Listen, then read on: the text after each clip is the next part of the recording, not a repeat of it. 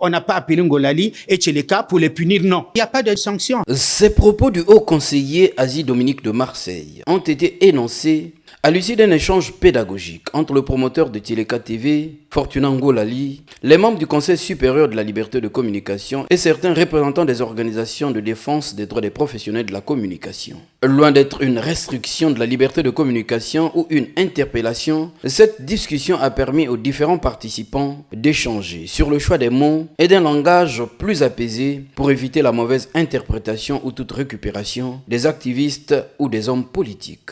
C'est dans le travail quotidien du Conseil. Dans le cas précis, nous avons interpellé le média Tcheleka qui a fait une chronique, une belle chronique d'ailleurs, mais le problème c'est que les mots utilisés comme appeler le peuple à la révolution, pour nous, le terme de révolution peut être mal interprété. Et le contexte, vous savez, c'est un contexte très fragile où pour n'importe quoi, on peut soulever les montagnes, on peut allumer le feu.